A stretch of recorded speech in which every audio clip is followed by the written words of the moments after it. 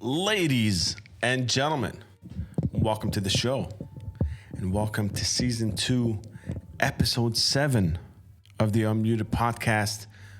Why'd you guys turn my lights off? Craggers, thank you for the clap. We're kicking. This is how we're kicking things off, you guys. We're kicking things off with you guys turning the lights off. Look, we have guests here. You guys got to act like we're good, respectable, like the tribe. The tribe. We got to put our suits on, you guys. So, how's it going, SG? Muse Grove, what is going on? Lingo 213 is in the motherfucking house. Lars, Kiotion, Craggers, Professor Phi. Look at all these beautiful people in the house. Who's you know what, Professor Phi, thank you for the police lights. I appreciate that. You know what? I'm not even mad at the police lights. That's not a bad thing.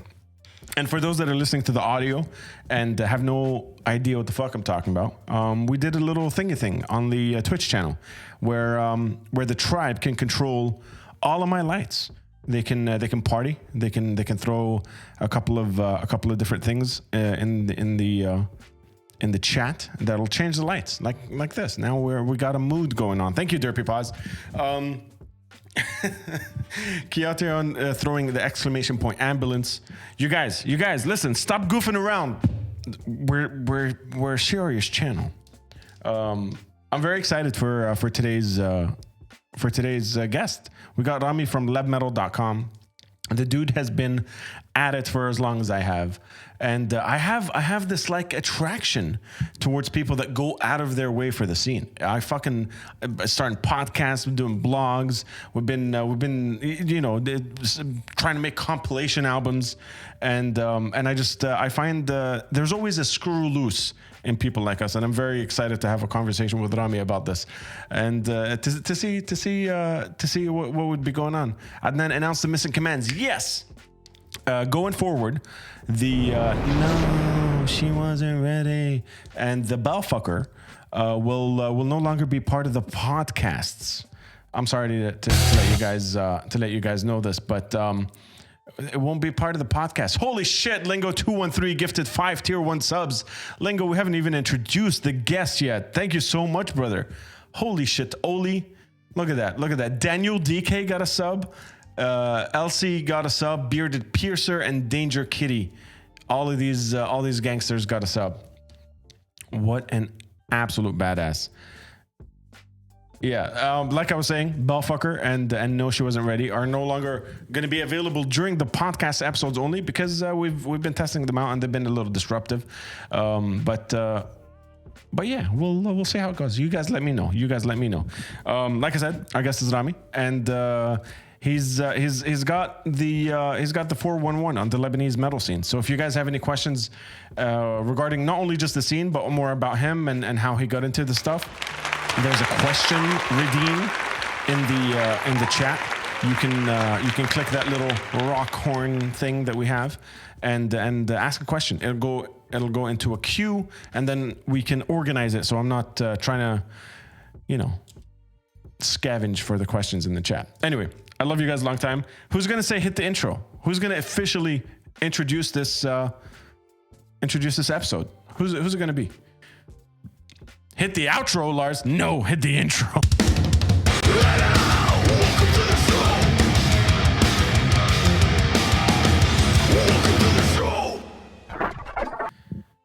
Rami, welcome to the show, my friend. How's it going? Hello. All going good. How you doing, my friend? I am doing well, my dude, and I'm stoked to see so many of the homies in the chat. I want to just give one quick shout out as well. If we can get Lingo 213's shout out for that gifted 5 tier 1 subs right off the bat. But yeah, Rami, you've been a part of the chat before. You've seen this community and all its chaos. So you're a little familiar with it.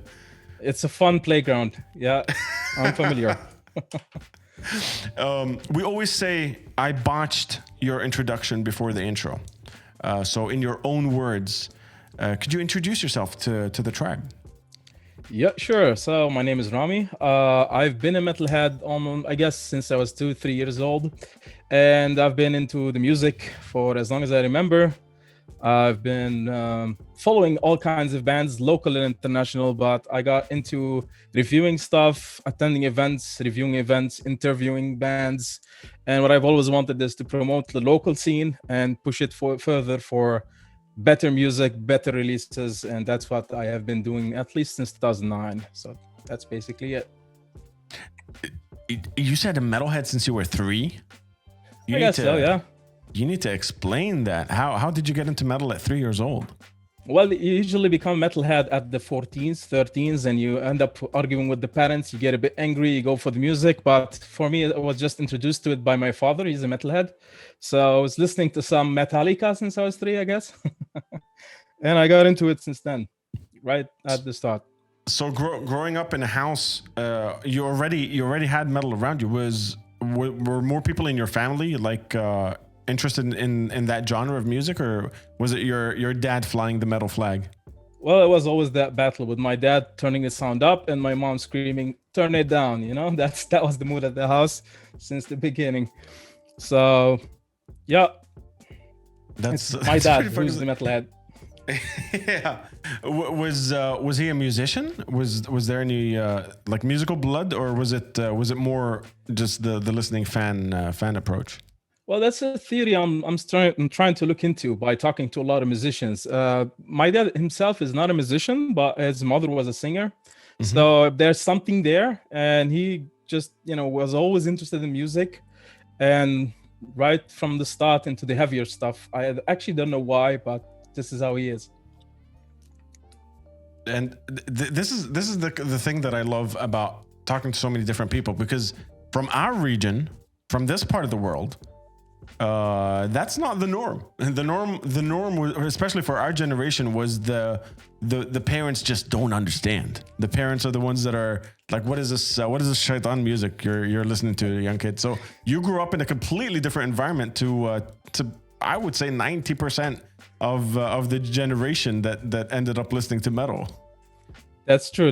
Actually, although he did like the metal, he did not like the death metal vocals until later on when I introduced him to death metal. But he was into the metal, the heavy stuff, but never liked the growls and the shrieks and all of that. But eventually he got into it, and he's now like a fan of Orphaned Land and some other death metal bands, even heavier than that.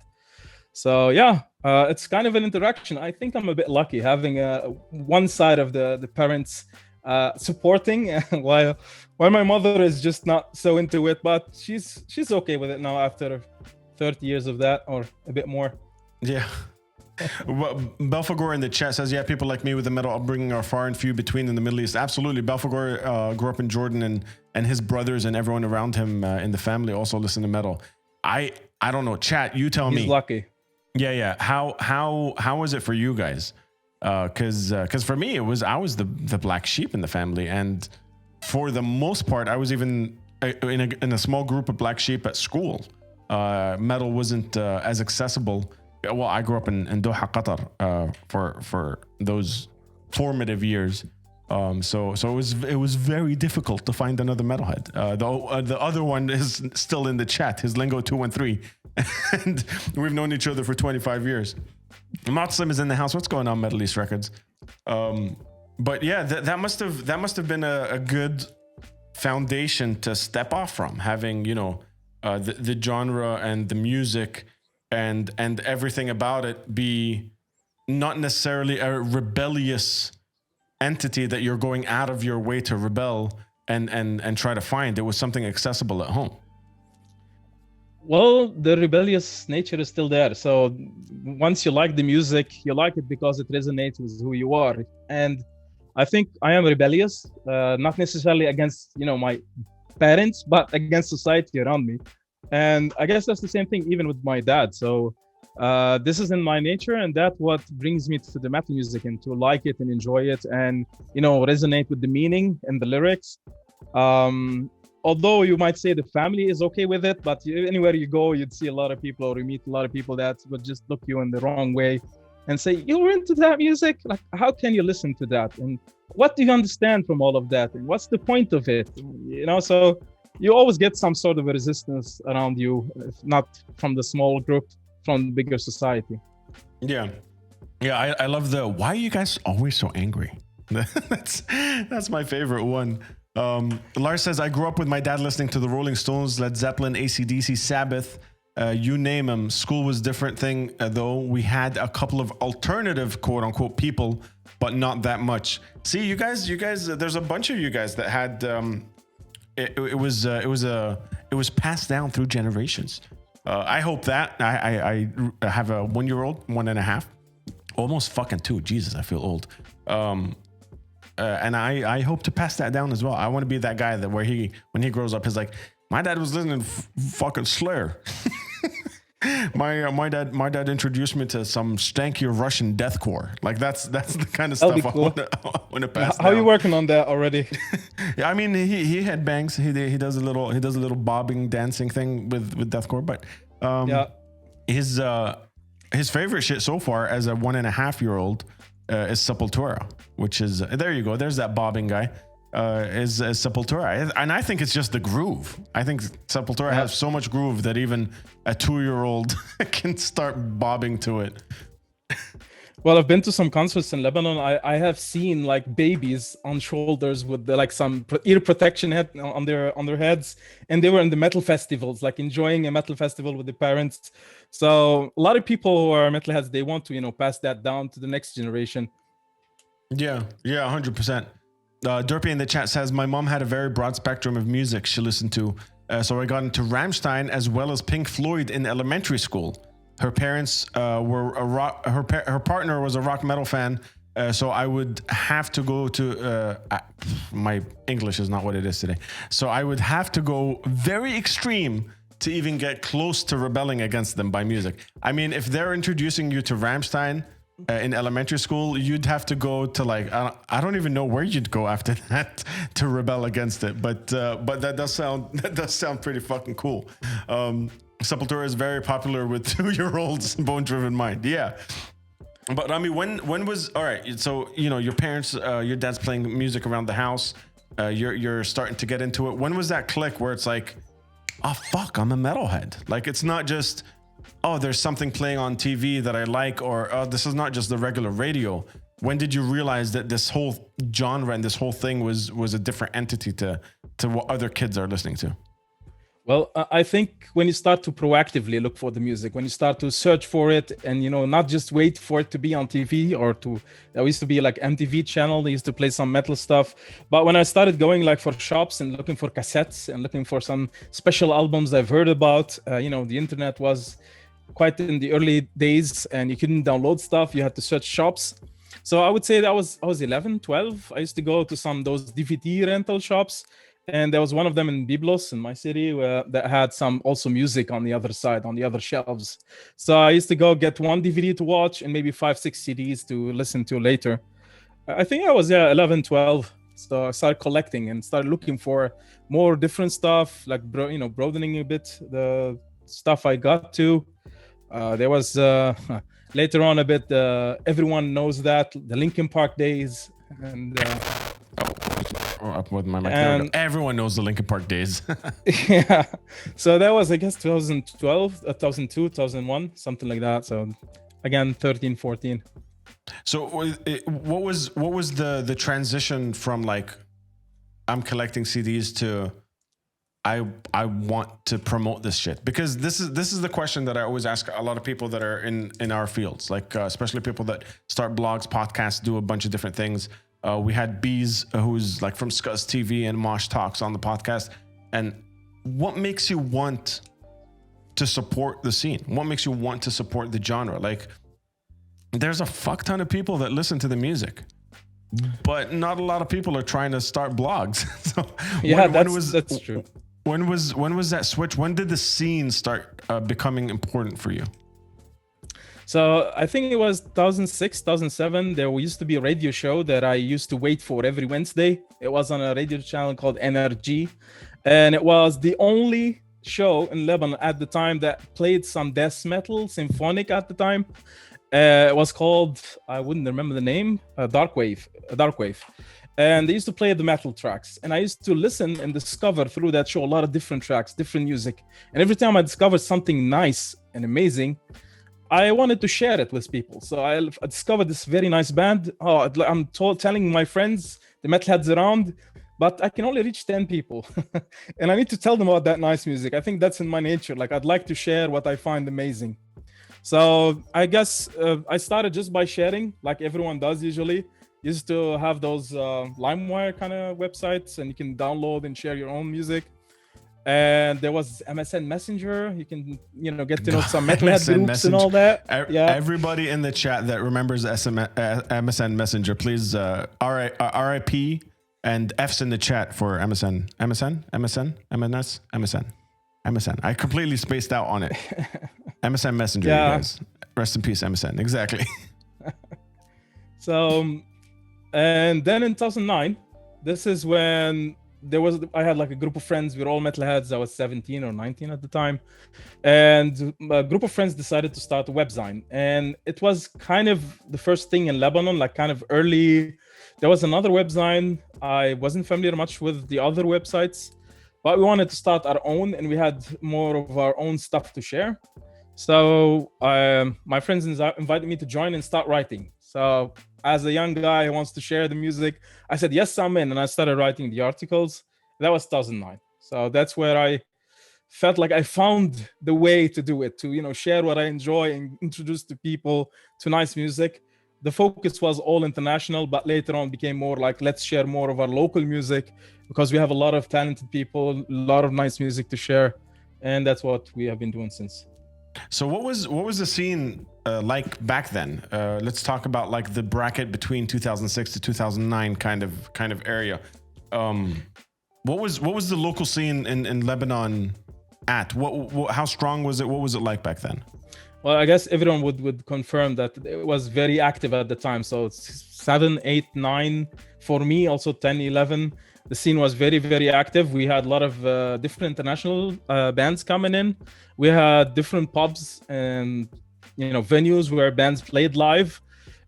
We had few festivals, like our own locally organized local band festivals, like a battle, also some Battle of the Bands. We had different events, and we also had like some pubs that played, a metal music night. So you could always go to a pub, drink, listen to metal music, then go to a festival or a live band, watch the live band, and then you go to another nightclub or pub and listen to some more metal.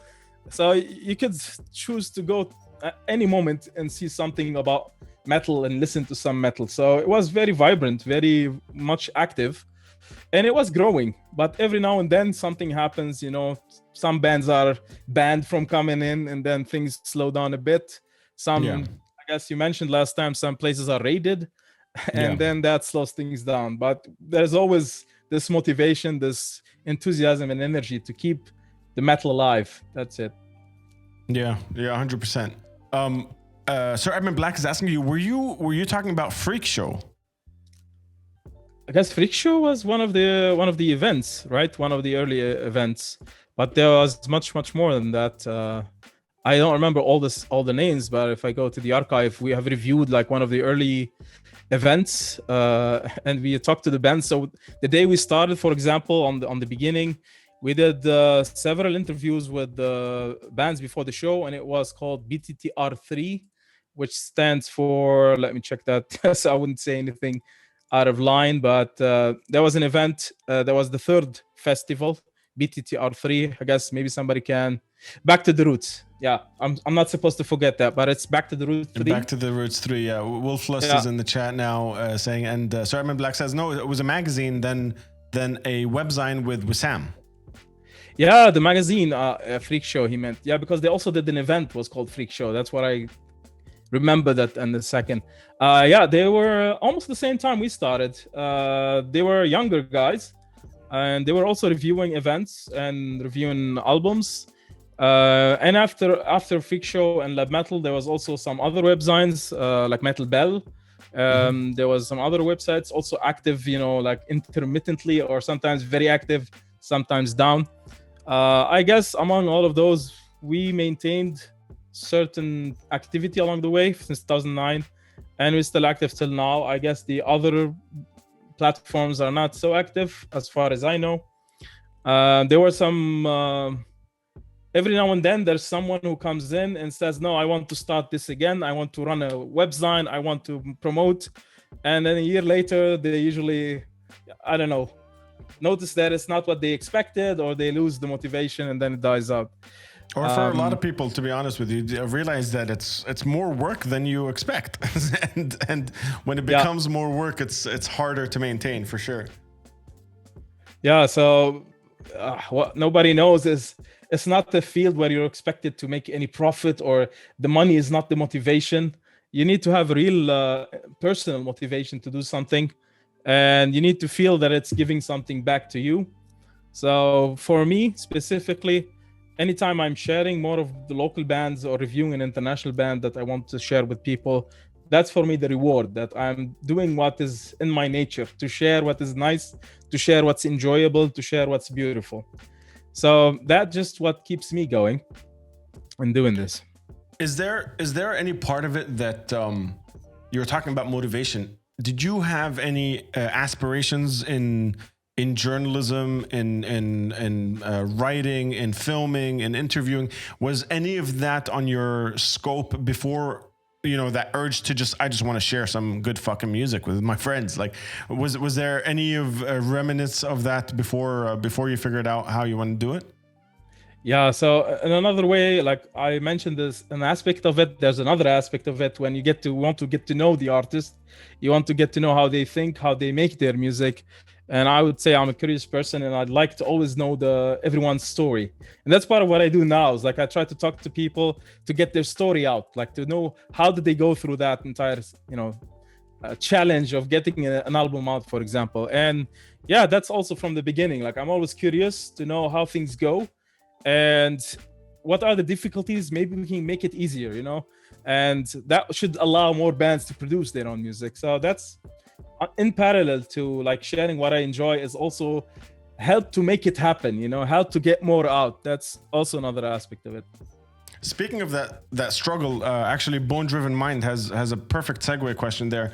Do you think it's harder to get your message and information out now compared to what it was like in 2009? Is this the reason why some people may quit? Well, 2009 was relatively still, like, for example, the early days of Facebook. It's not the beginning, but the early days of Facebook. And I guess some of you would know that you used to get a notification for every single post. And now it's not like that anymore. There's the algorithm, and you have to always challenge the algorithm to get whatever you post out. Facebook is an example, but this algorithm thing is everywhere, so whatever you do, you have to put 10 times more effort to get that to the people you intended to reach. So there are different platforms now. So you can, video as an option that wasn't there in 2009 in Lebanon. I have to mention that the connection speed used to be 1 megabyte. Like the fastest you'd find would be 1 megabyte per second. I had 500 kilobytes, so that was not in my reach. So it wasn't possible to do like YouTube and upload stuff to YouTube, and it wasn't a thing in 2009 much.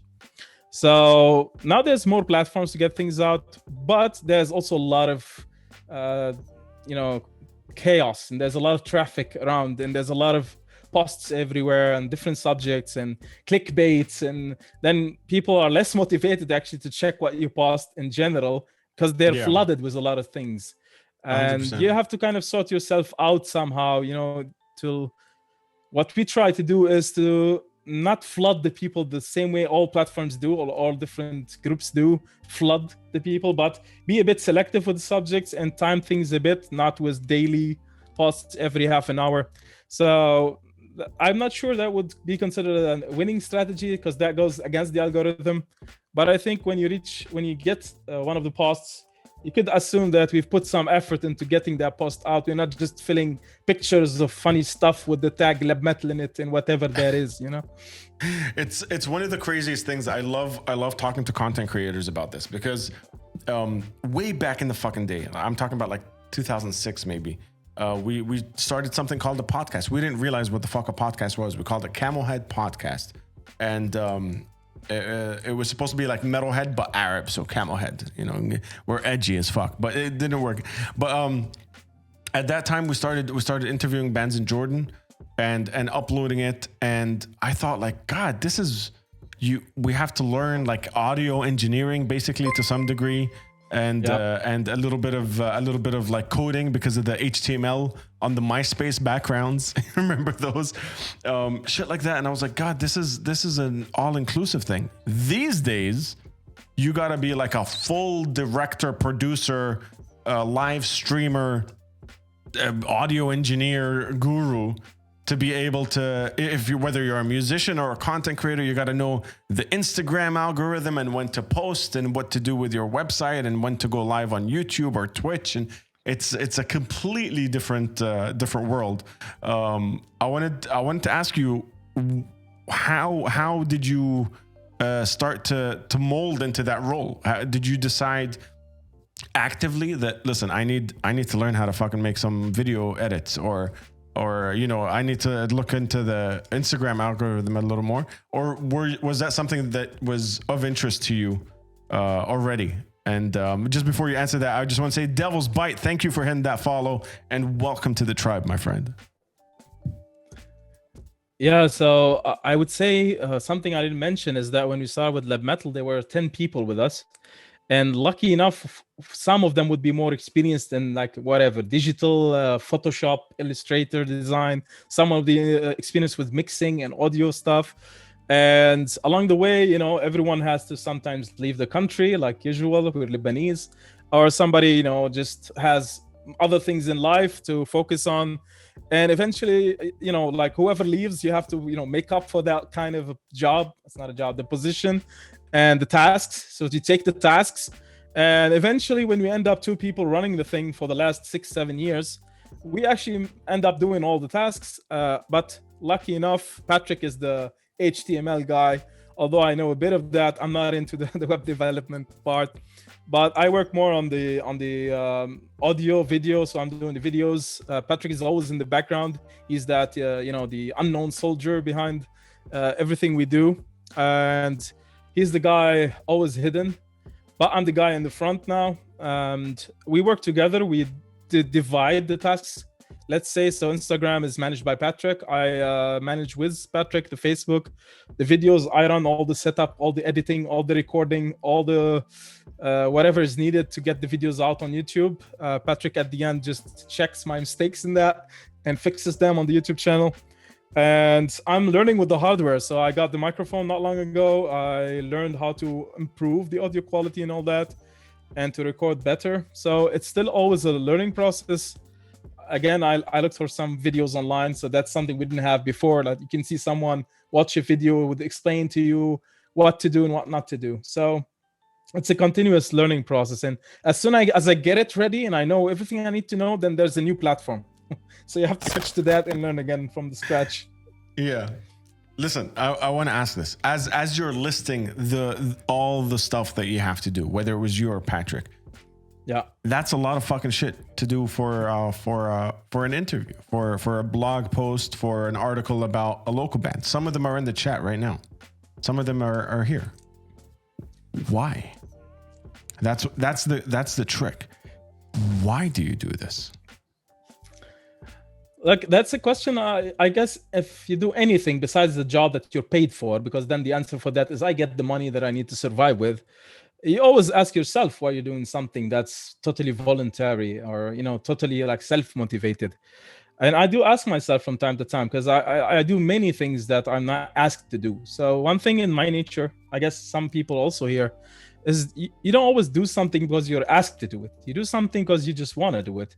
And the reason I spend the time to promote the local bands is I first like their music and like what they do, and that's something I mentioned, and I want more people to hear it, and I think I can do a difference there, so I can contribute to that.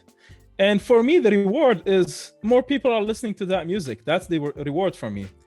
So even besides that, so we used to collect all the CDs from all the local bands, and at any festival we go there, we set up our stand and we sell the CDs, and either for exactly nothing or for something that's like $50 that we collect at the end, and we give a free shirt to someone attending the event. So we are part of do it just because we enjoy doing it, I would say, and we enjoy helping others succeed. And that at the same time makes us succeed with them. So if there's bigger bands and we're promoting bigger bands, it's also, it's like they grow, we kind of grow with them indirectly. 100%.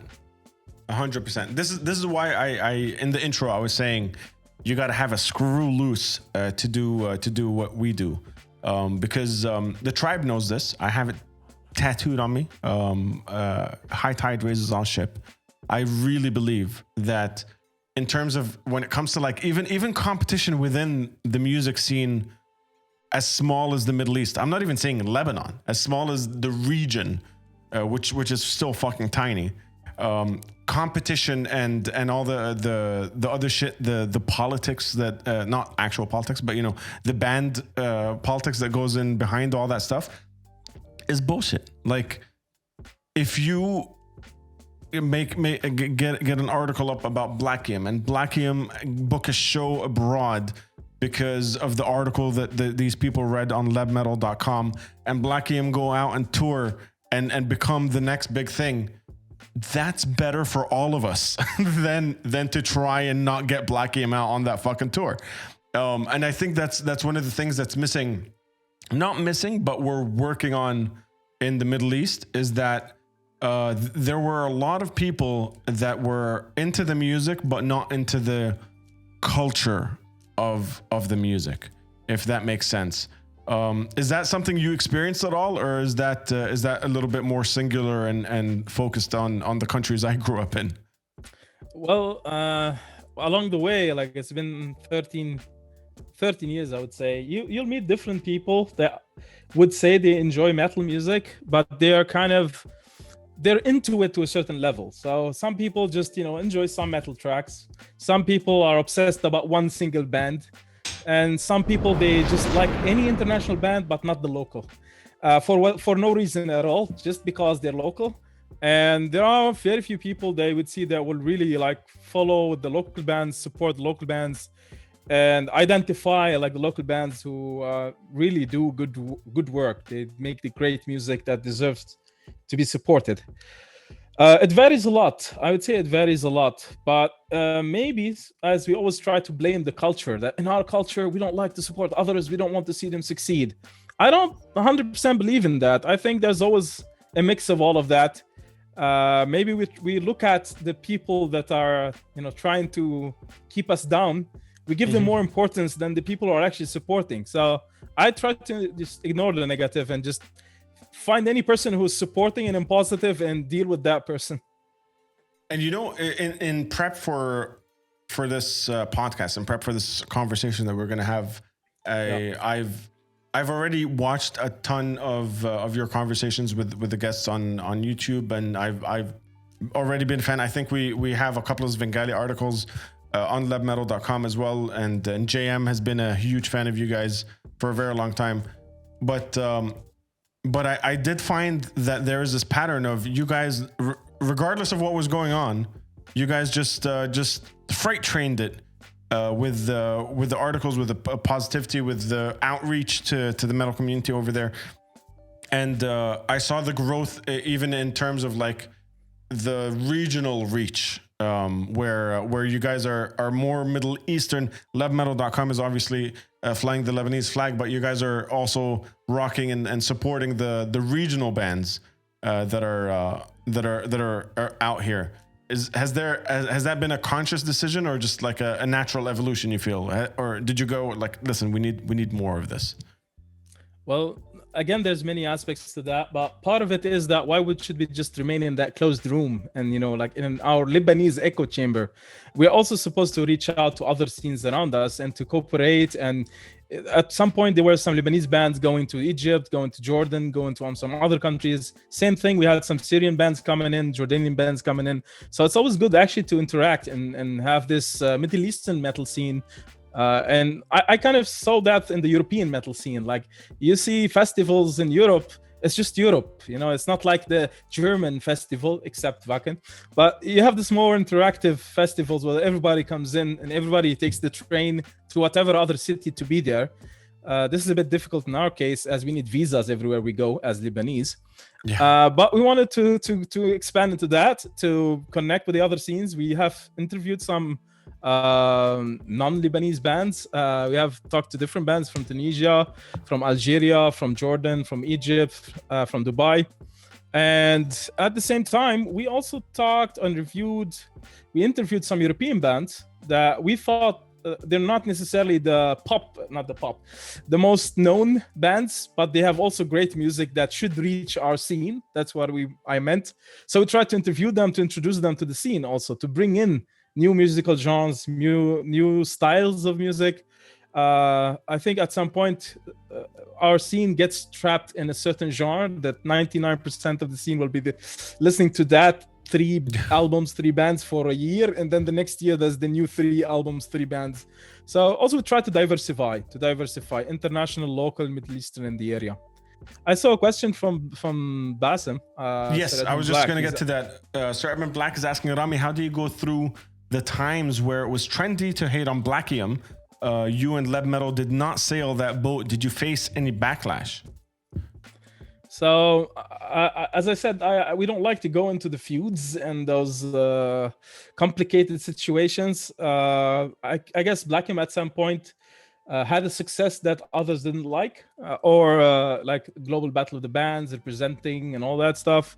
And there's always this kind of, I don't know what to call it, but this kind of competition in the local bands. We didn't want to play any part in that. We just always highlighted the successes of all the bands as much as we can. But when we reviewed, we were a bit harsh on some of the bands, and we never took things in any way personal. We just reviewed the music itself. So when it comes to Blackium, I think we didn't really, give much attention to the matter of the hate, Yeah. And speaking of the reviews, by the way, one of the things that we've talked about with the chat a million times here, we've talked about it on the podcast with different guests. One of the things that I really would love to introduce to the culture in the Middle East when it comes to the rock and metal and alternative scene in general is the idea of being criticized. For a long ass time, there weren't people reviewing albums and performances and stuff like that. And if there were shabab. There were, yo man, that guy Habibi, great show kind of vibes. No one was actually giving their honest 2 cents. And one of the things that I wanted to do to keep going with the unmuted stuff is be able to say, yo man, that's not for me, dude. Like, I hear it, I love that they're working on it. That's just not for me. And one of the things that you guys started very early on is being able to say, hey man, great effort, guitar sucked ass. You know what I mean? Like, you guys started that earlier on. How was the reaction to that early on? Because no one else was really stepping up in the Middle Eastern scene. I can tell you a short version of a long story. There was a band in the scene we were listening to it on Monday and everybody enjoyed it, called Turbulence. And I would agree with anyone, or I would say they have an amazing new album, but that's their second album. And their first album, I've already talked to the guitar player from the band, Alain Brahim, in one of our episodes. And they were very proud of their first album, but we didn't give it the review they expected. So they put a lot of their effort into it, and we do know that, and do acknowledge that, and they produced what they think is, a fine work. But for us, they were a band that was always, stuck in one specific genre, covering one specific band at the start. They were the Dream Theater cover band. And that's what we said when we reviewed the album. It's too much influenced by one thing, and it's not trying to be progressive as much as, it's an amazing album, but it's not progressive, pushing the boundaries. And that got me into a bit of a, let's say, not awkward situation when I, after that, met with the band, with Alan. And he did say that, like, why did you bash our album? And I had to, nicely explain that there's nothing personal there. The album is good, but I explained the point I was trying to make, which I did make when we commented on this. And we got into such situation several times when we hear an album and somebody sends us the album, they send you the album, please review this, put it on the page. And we say, if we don't like it, you have 2 options. we can say publicly we don't like it, or we can just choose not to publish what we think, if you prefer. So let's say not to stab the band in the back. So in some cases we receive a lot of albums, and some of them we don't review them, from even local Middle Eastern bands, and not because we don't want to, but because if we will, sometimes it's just gonna seem like a very negative aspect.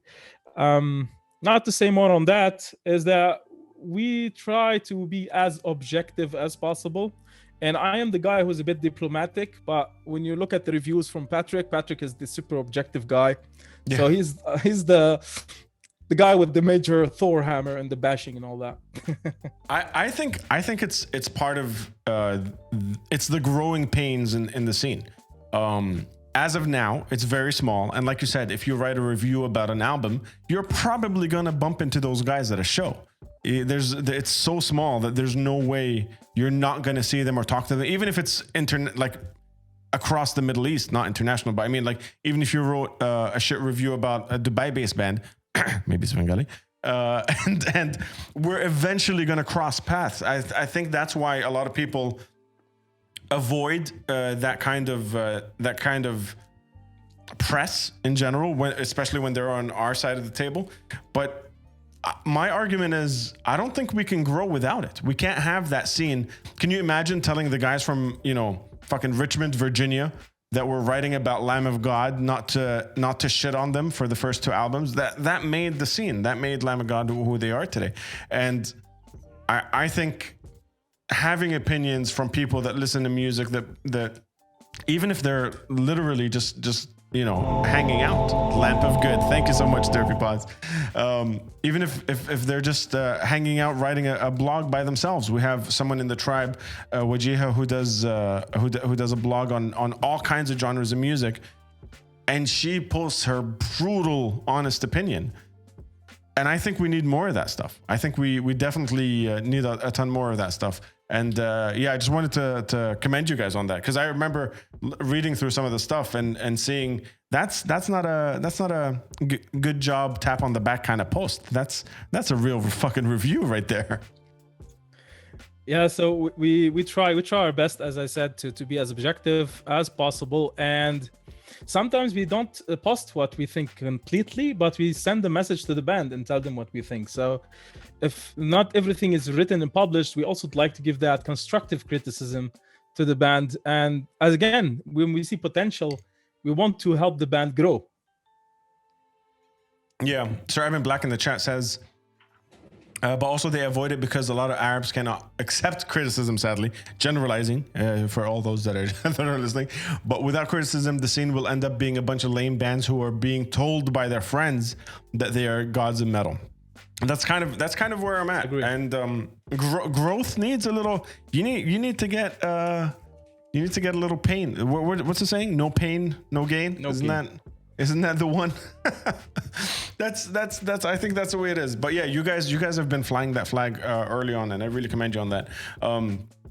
But I wanted to talk a little bit about the growing process. Speaking of all the pain and gain and the awkward phase, the teenage phase, basically of growing up. I feel there was a big change in lebmetal.com. You can correct me if I'm wrong. At least a couple of years ago, where you guys, I feel, went, you know what? We're going to do this. We're going to do this differently. And I felt like you guys that's when you started punching. Was there a particular moment in time that happened for you? Or was that, from my perception, maybe just projecting a little bit onto you guys? No, that's 100% true. So at the beginning, it was a bit of a chaos, a bit of like everybody wanted to play a part, everybody wants to contribute. There was no real kind of a strategy, kind of a how to do it better. And when we ended up just me and Patrick, everyone has his own bumps in his life and ups and downs. But in the last 2 years, we had those kind of conversations, me and Patrick, on we've built this platform, and we see how many people visit the page and how many people, use the articles as like their own portfolio. Like we played here, we played there. That's the picture of us on the stage. That's whatever. So we see value in what we've collected in those years. And then we had to just ask ourselves, like, where do we go from here? Like the old way, like just writing a review cannot continue in this day and age. We have to think of, follow the times, but at the same time, not copy what everyone else is doing. So we wanted to do something a bit different, change the way we present what we're doing. As I said, for example, so far we've decided not to flood our page with posts every 2 days. And we have created the Instagram page, we created the YouTube channel. And I said to Patrick, we're going to start making more visual stuff. I had a tendency to make some comedic metal stuff, but so far we're just talking with the live interviews. And we've been working on that for almost 2 years now, actually. So I got the equipments I needed. I practiced to do what I'm doing because it's not as easy as it looks to know what to ask and how to organize all that. And from here, you hear that, tribe? You hear that? It's not as easy as it looks. And I forgot to unmute myself several times. Listen, it's an issue. It's an issue. Muting and unmuting is definitely an issue. But actually, where did we go? I actually wanted see that, you guys. We fucked up. As I was saying, I actually wanted to go into the interview topic because I started this April 2020. It was a pandemic. Thank you guys for turning my lights off. It was the pandemic. I had a lot of time on my hands, obviously, as everyone did. But at the same time, I had this platform on Facebook where I had a lot of people that were asking me questions, a lot of questions about film and photography, and a lot of questions about music in the Middle East. And I was like, why the fuck am I the only one answering this? I have a lot of cool friends that could probably do this better than I can. So I started thinking of this. Maybe we can do a little podcasty looking thing. And in my mind, before my first question and my very first interview was with Fadi Shami from Aramaic. In my mind, I thought, this is easy. I've been asked questions before. People can ask questions, right? And then that first show was 15 minutes. And then shortly after that, we had Hamad from Bahrain Radio. Thank you for that lamp of good lingo.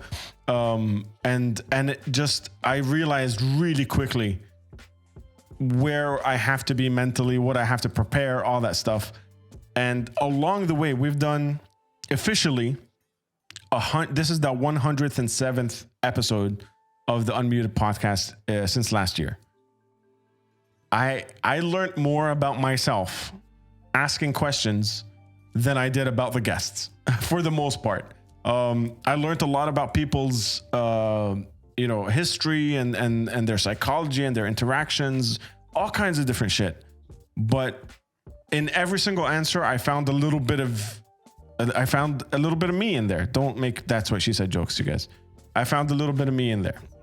And it just kind of started evolving into this thing where I learned more about myself. I want to ask you, how was your journey from the very first time you had to do an interview, especially when it's the live ones? How was your journey? So I started just directly with the live one. That was about 7 months ago. That was with Alain Azar, who has been, let's say, one of our close friends as labmetal.com. So we've supported him in his album releases. He has played live in one of our events, our Lab Metal events. And I automatically chose him as our first guest because I kind of know the guy and I know that he has some story to tell. And I went directly live for the first time. And I had to prepare a lot, but I kind of knew what to talk about as I knew the person. I knew that he has a lot to tell and I can feel comfortable having conversation with him. It was actually quite successful, quite good. 1 hour and 20 minutes right away. And we had a fun. That was the very first one, 1 hour, 20 minutes straight. Yeah, that was the first one. Yeah. And from there, my initial motivation for all of this to select the specific people and to have the specific subject or specific set of questions is I wanted to know their path, their story in life. And as you said, like you find yourself sometimes in those stories and you resonate, you find something that is shared between you and the person. I am not a musician myself. I enjoy the music. I played guitar, I played drums, but I'm not a musician.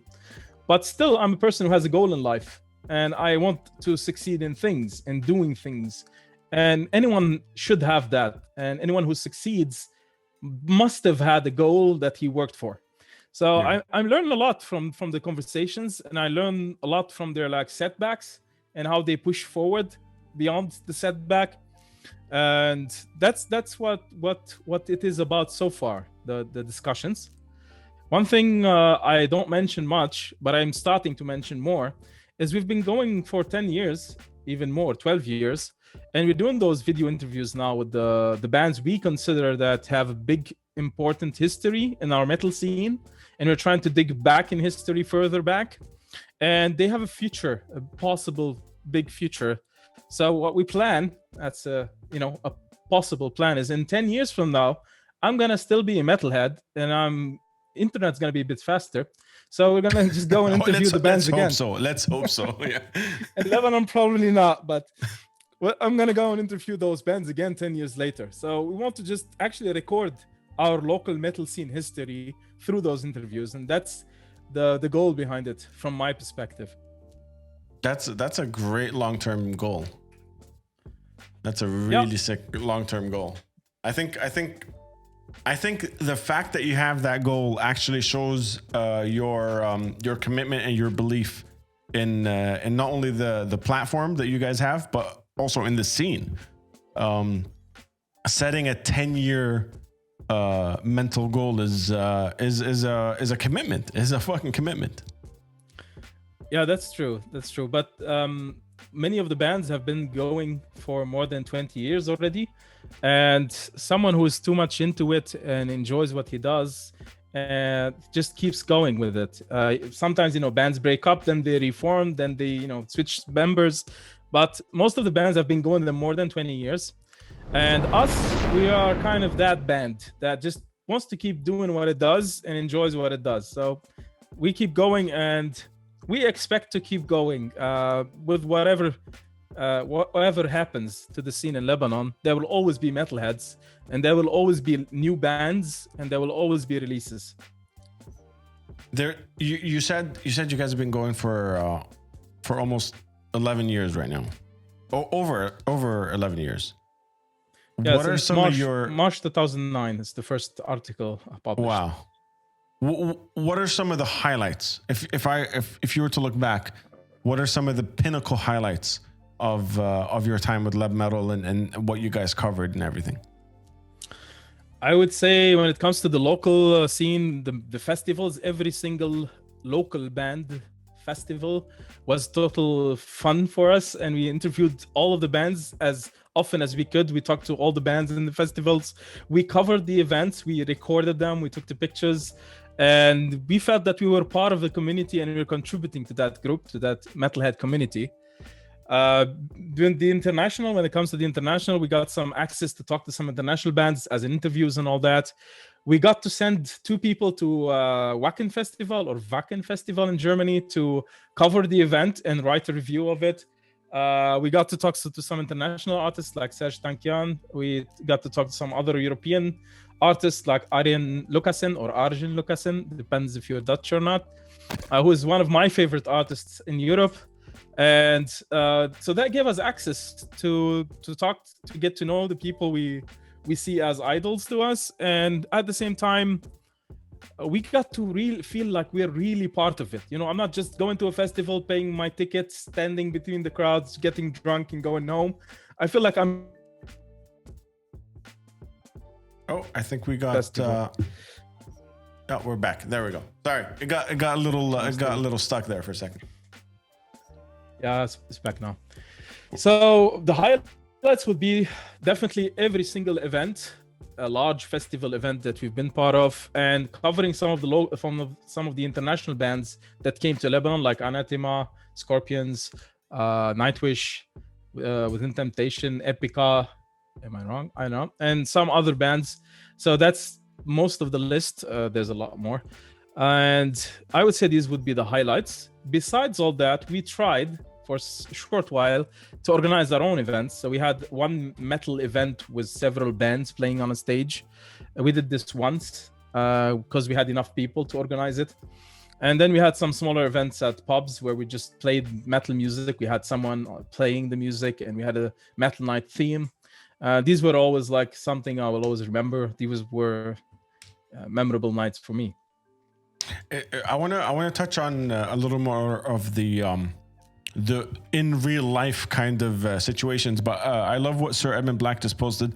He says 3 days ago I was looking for something and the Goodbye Sherry's Pub article popped up, and I shared it with my girlfriend. I mean, Leb Metal is already a priceless historical archive, and when you think of it that way, that when that pub was closing down, something that was a pillar in the Lebanese metal scene, where you could look for something and find the articles of bands that played there, of when it shut down, all that stuff already on the website. That's fucking huge. Yeah, so that's part of what I said. Like, we have an archive, we have a long history that we try to record and we try to document.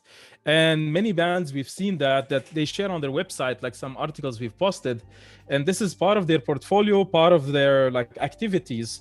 We've also seen, like, we've been referenced in a book about the metal scene, and I have been also active on Wikipedia, like posting about the local bands there and using our articles as a reference, as a proof that the band exists and they've been on a stage once or twice. So yeah, it builds that history. Yeah, that's definitely valuable, and that's the value we see in what we're doing and what we have done so far. And that is a reason for us also to keep going. Like, this has a value, and not many people are ready to do it, like to document the metal scene specifically. And as we have done some part of that, we would like to keep going and to do more, right? 10 more years at least. Yeah, that's where the 10-year goal comes from. I wanted you touched on you guys looked into doing shows for a while, some metal nights at pubs and stuff like that. How much of the future plans does stuff like that weigh in on? Like, is there a lebmetal.com festival in the pipeline?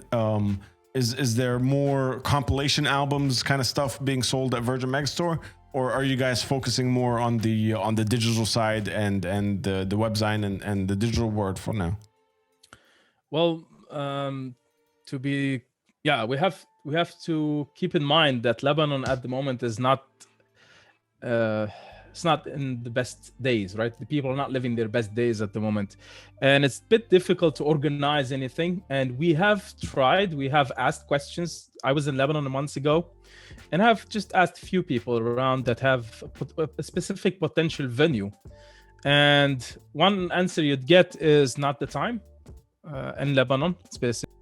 One other answer that I'm sure many people have heard before: metal is not good for our business. So yeah, we'll wait a bit, but we did have a plan, and we'll always have that plan. Whoever we have talked to already on our Talking Music live on Facebook, and whoever we will be talking to in the next coming episodes, in my mind, there are people that I would like to have them, play on a stage.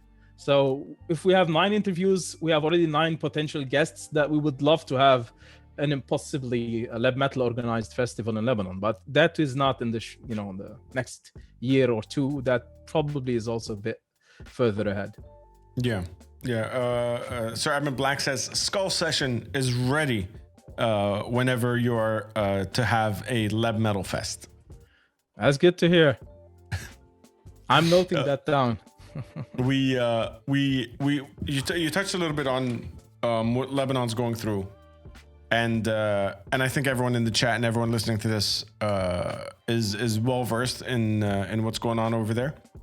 But having had conversations with metal musicians specifically, during a time where all hell's breaking loose. There's a lot of things, different aspects of things going on.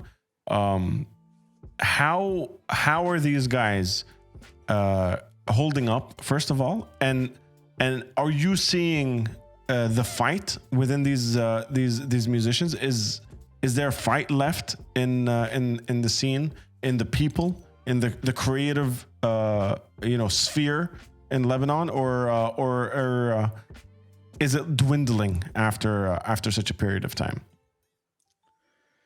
Well, first,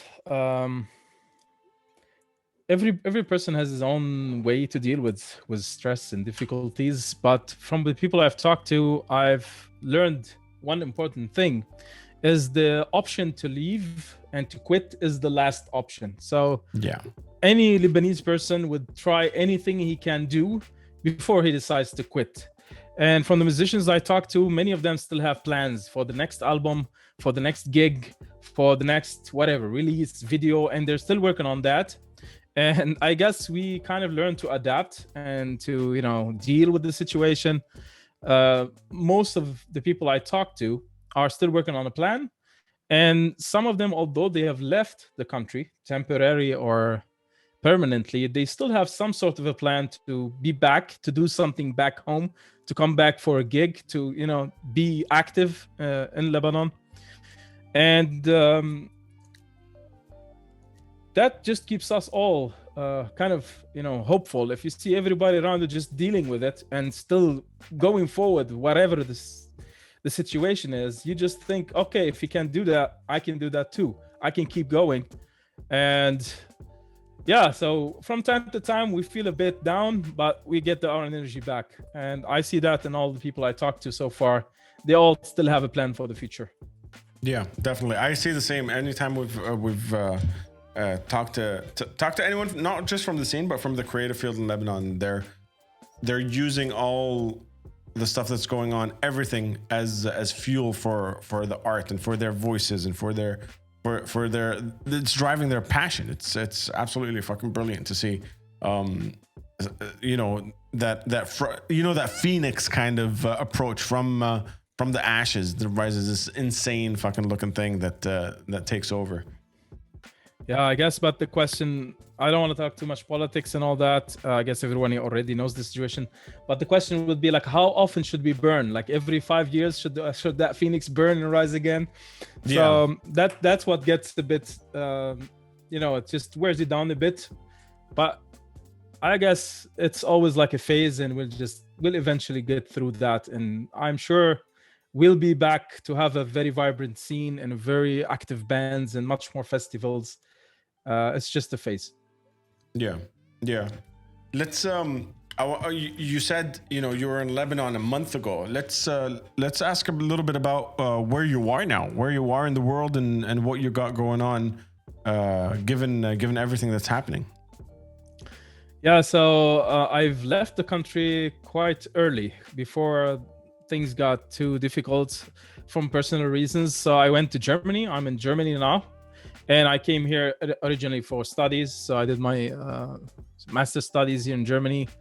And I ended up staying in Germany, although my plan was to come back. But that wasn't a reasonable decision. So I stayed in Germany. I've been in Germany since 2014. I'm now in Dortmund city.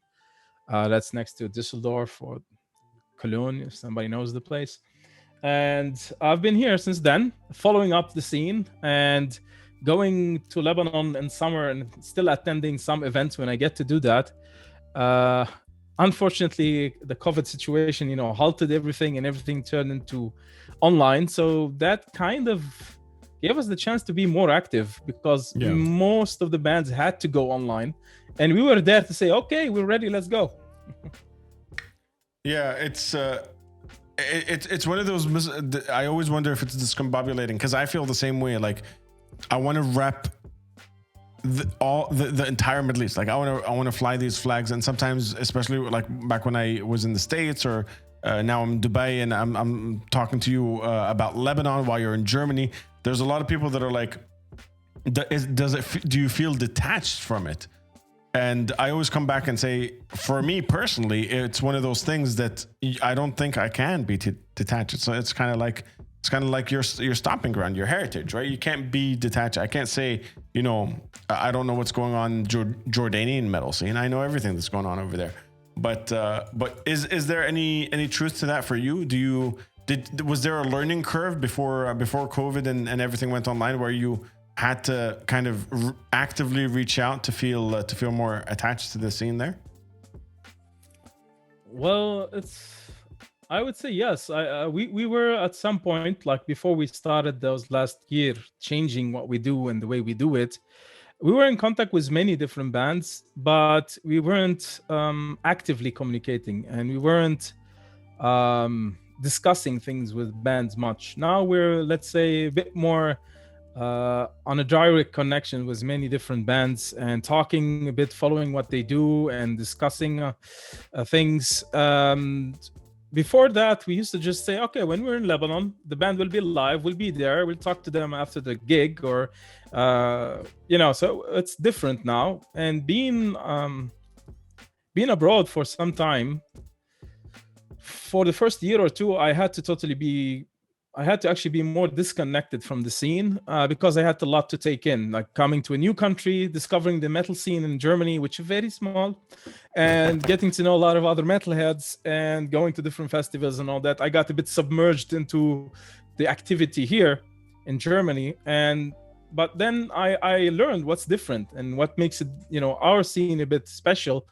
And it's like the people know each other much more. Every single band know everybody else in the other band, so that's a big difference. I would say now we're back connected more to our local scene, and part of our I wouldn't call it a strategy, but part of our target is to revive it in any way we can. So let's contribute to that.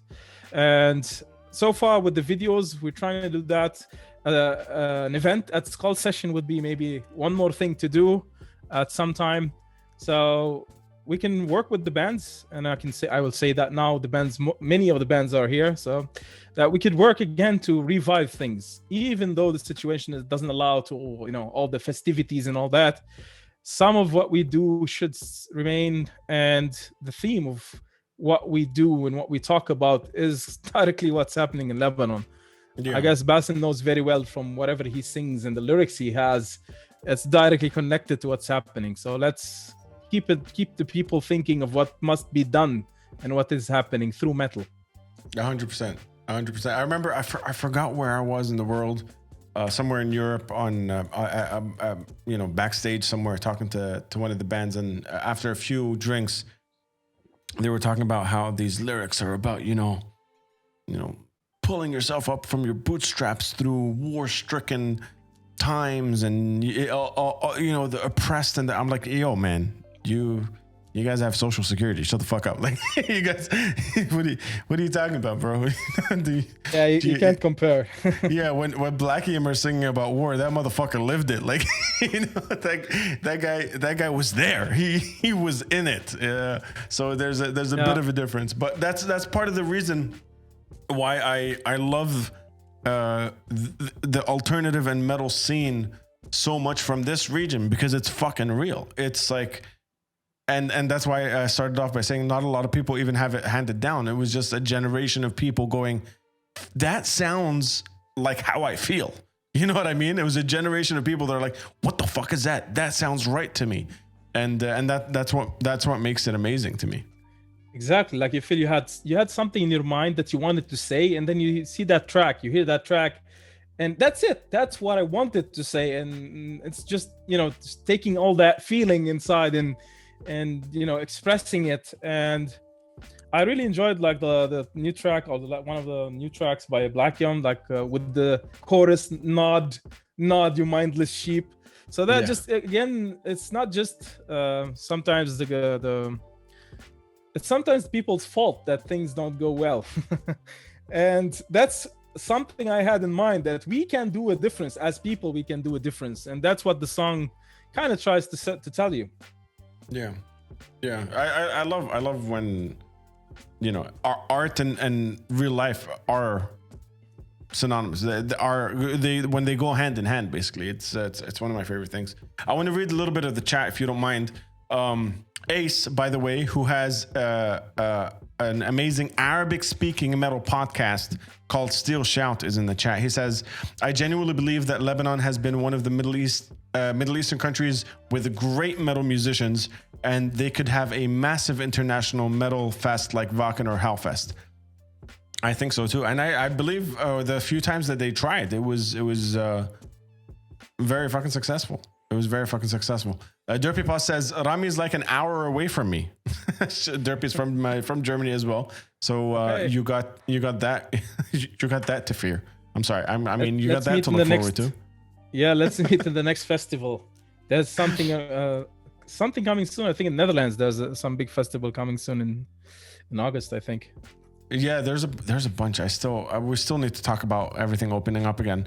Sir Edmund Black says, once we get rid of that mofo who was the head of the security forces who banned metal, it is the best time for this since he is accused of being one of the people responsible for Beirut explosion. Yeah, exactly. I mean, I can't personally weigh in on this. I know enough, but not too much. But I trust Sir Edmund Black and his research for the most part when he says stuff like that. I would agree with him. So it's you could say always that the situation is complicated, but to put it in simple words, the people who are governing at the moment are at the same time criminals themselves. So that's how complicated that simple sentence makes it. And then the last one here, the festivals in the Netherlands are most likely not going to be happy. The Lowlands Festival, the one in August, happen, I guess. The Lowlands Festival, the one in August, tries to go ahead anyway, but I'm guessing it won't happen as well. It's a bummer. Yeah. We have one here from Roxanne, who suggested to have an online concert with Lebanese bands to fund to raise some funds for Lebanon. That could be a good idea, but it's definitely a good idea. But you have to see what's the legal aspect of that. You know that some things in Lebanon become more complicated. But it's definitely a good idea to think of how we can raise the fund and contact some NGOs in Lebanon that we can transfer those funds to. But we'll have to see how that can be legally managed. But definitely a good idea.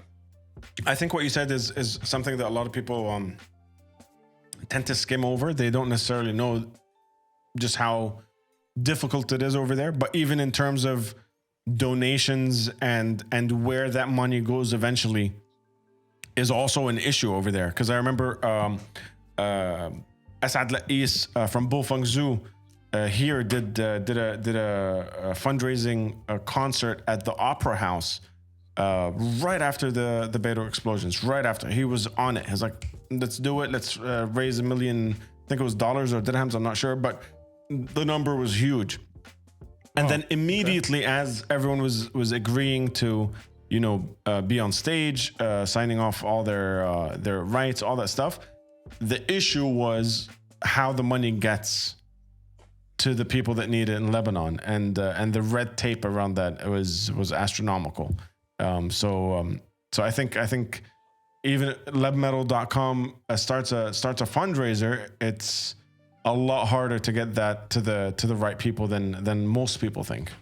Yeah, well, Sir Edmund Black is saying if you donate to the Red Cross, they are to be trusted. So I definitely agree on that. So you could find very few organizations that can be trusted, and there are, but at the same time, there are many that are fakes, or they are managed by some politicians. So, but yeah, I agree with Sir Edmund Black. So there are some NGOs that you can trust, and you can eventually raise the fund and send it. And I think it's the time to do that, right? So any help that we can provide to people in Lebanon, including my family and my relatives and everyone, I know, it's the time to try to help the people in Lebanon.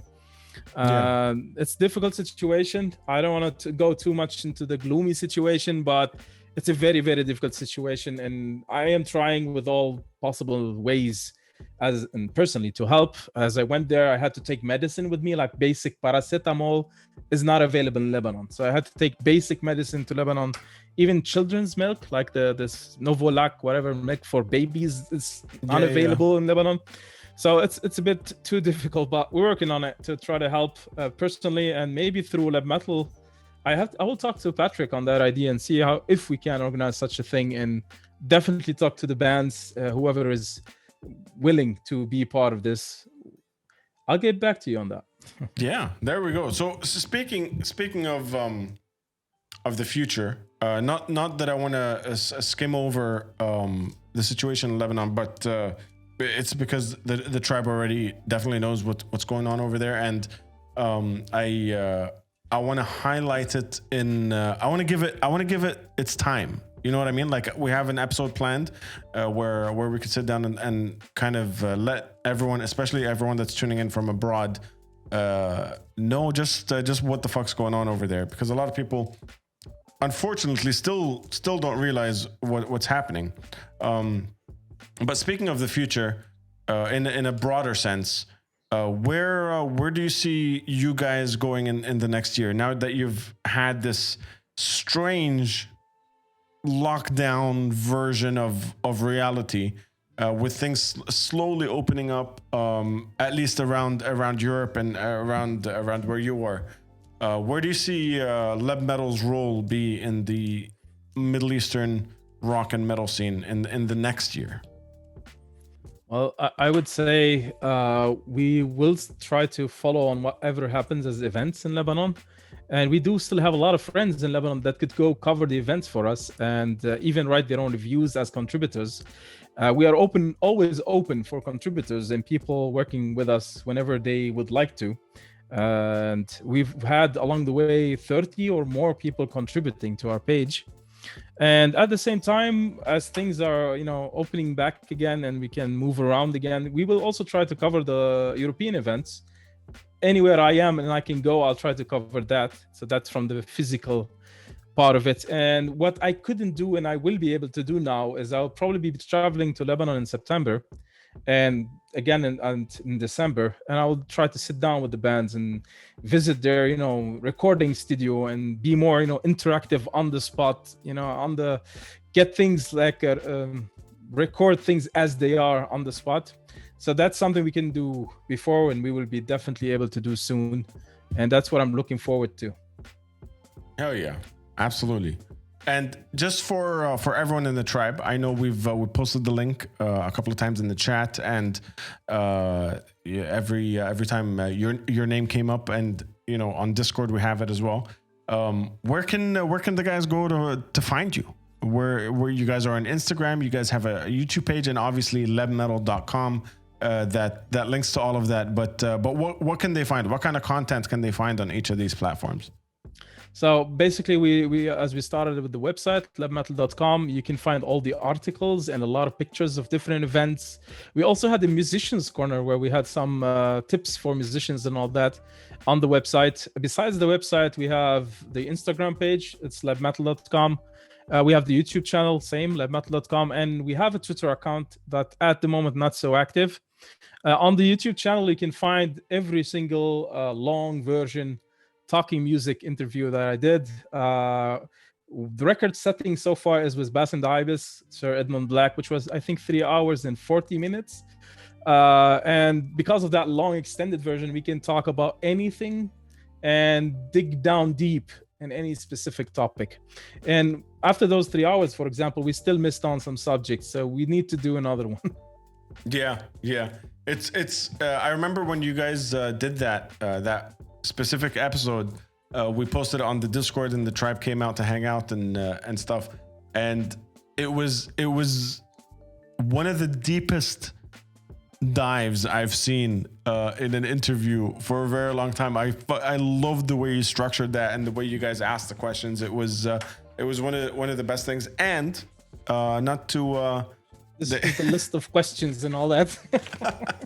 So that's amazing. A lot of random organization to get things, properly organized. But this is the thing.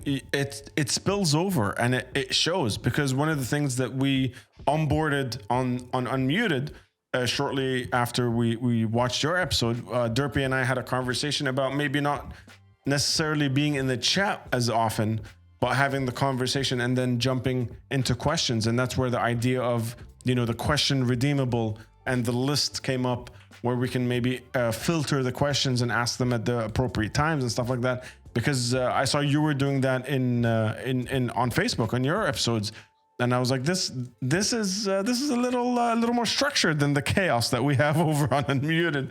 So a wholesome whole circle kind of influence. I just gotta say, you're doing a fucking amazing job with that stuff.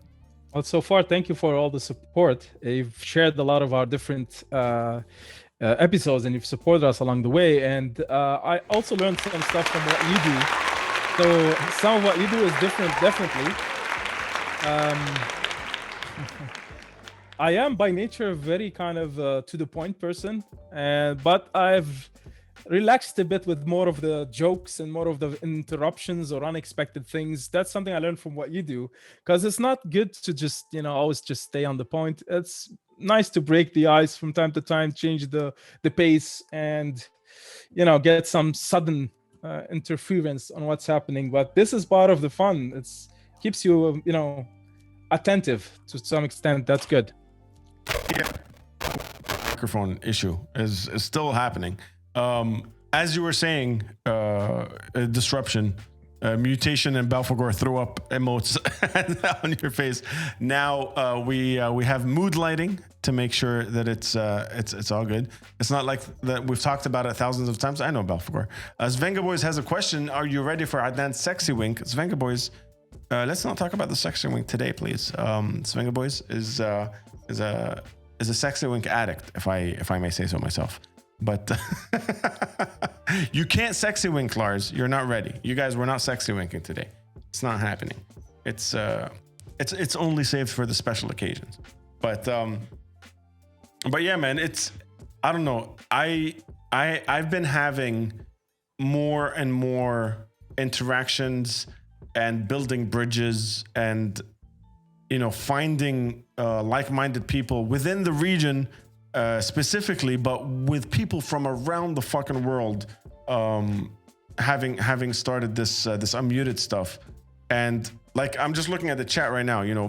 Bussy and Lars and Belphegor. We got the Netherlands and Jordan and India. Svenga Boys of Germany. 4 Derpy Paws. There's people from all over the world hanging out. Rizero from the UK. It still blows my mind that there could be a community of like-minded people that there you go, Louisiana, USA. It could be, yeah, we're getting emotional, Bussy. It still blows my mind that there could be a community of people that are there for positive reinforcement, positive influence on each other. The fact that you even as simple as you inspiring us to look deeper into how we read the chat and do questions and being a part of the conversation on Monday and showing us bands from Lebanon and doing the link dump, and it still blows my mind. Like that community level blows my mind. What are your aspirations? Like, what are your aspirations for lebmetal.com?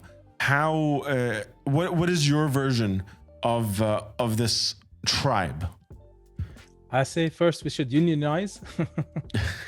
So we all share, the main common thing, the love of this music and the love of what it means to us. And doesn't matter which country you're from, we all have that in common. And if there's good music, anyone will appreciate that, no matter what is his background, his cultural background. If he is into metal, he's gonna appreciate it. For us, we see that, as I said, we're trying to revive things. We try to get back to very vivid, active connection to the bands. And we want to, so far, I'm going back in history. I'm going back to the beginnings. I'm going back to the roots. But I had some already guests, and actually any guest I've had, besides the back to the roots, besides the history, we talked about what's coming next, what's the future plan for the band. And we're gonna try to get our platform more active as sort of a connection platform. So the bands can through us maybe talk to each other, or they can with us talk to other bands. So we can, get more connected and get more organized. So syndicate. I just saw that as well. I was like, that's a word. I was gonna go for hub, but syndicate. Well, dude, while we wind down, I love asking this question closer to the end of the show, because it's one of those things that I feel triggers a lot of different topics as well. But you guys know what we're gonna ask. You guys know this. Let's kill the music. Come in and get closer to me a little bit. Listen, if you had a time machine and you were able to go back in time and talk to young Rami before the CD collection, before the lebmetal.com. Thank you for the mood lighting. Before the lebmetal.com, before everything took off and you started going to the shows. If you were to go back in time and meet young Rami, what would you tell your younger self? What would be the one piece of advice? That's kind of an interesting question. But going back in time before I was into any of this, I would give myself some tips to do it better. But I will definitely be on the same exact track. So anything I've done so far, I've been very happy and proud of.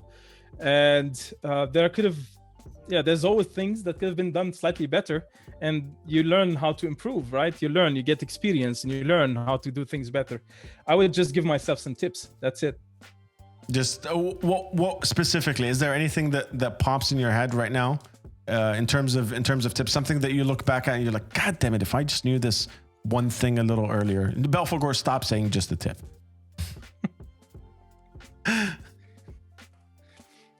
I think it's difficult to find the answer in a second, but I think the things that I would say went really wrong, that we could have maybe avoided when it comes to the metal scene, would probably somehow educate, explain, clarify to all the bands that no bashing. That doesn't help anyone. That just work together. Just I'm not gonna say policing, but I'm just gonna say try to make it more clear to anyone new to the scene and growing up at 14, 15, that if we work together, if we do more, if we help each other, everything can be much, much better and grow much faster. And so the more you bash bands, the slower things go, and the more you support them, the bigger the scene gets, and the more international bands you get to the country, and the more local bands you send abroad for international concerts. And we've seen that at some moments when we worked together as a scene, we had a lot of bands go out to European tours and to local tours, and we had a lot of bands coming together for amazing festivals. So that's it. I would say that's it. Just focus on the positive and focus on working together and break the cycle. And I mean, what better way to wrap it up with high tide raises all ships. Work together, because high tide raises all fucking ships, you guys. I've been saying it forever. I've been fucking saying it forever. But Rami said it better than I could. Dude, we have a question from Sir Urban Black. And maybe not boycott promoters because they put a specific genre on the bill. Wolflust, stinky glitch. I have no idea what that means, but that sounds like a very deep dive into the Lebanese metal scene there. Do you have anything? Do you have anything you'd like to add? Anything you'd like to tell the tribe before we wrap up here? Yeah, I would say to the metal scene, to the Lebanese metal scene, that try to work together more as bands. Ignore us. Don't care about us. Talk to each other as bands. Work together as bands, and you learn a lot from each other as bands. And that's what I learned from my discussions, that with many artists, that the moment they got to know another artist, they learned a lot, they improved a lot what they do. And that's the trick. Just take others as someone you can learn from rather than someone that's challenging you. That's for the local scene, but I think it also applies everywhere else, and I've said that already. And for everyone listening, I mentioned this in my own way. Keep yourself, stay open-minded. Listen to whatever reaches you as music. Go beyond metal. Go beyond what others would say the good music. Just keep your mind open. Listen to anything, and then make your own opinion after giving it the chance to be something you might like. And keep it going.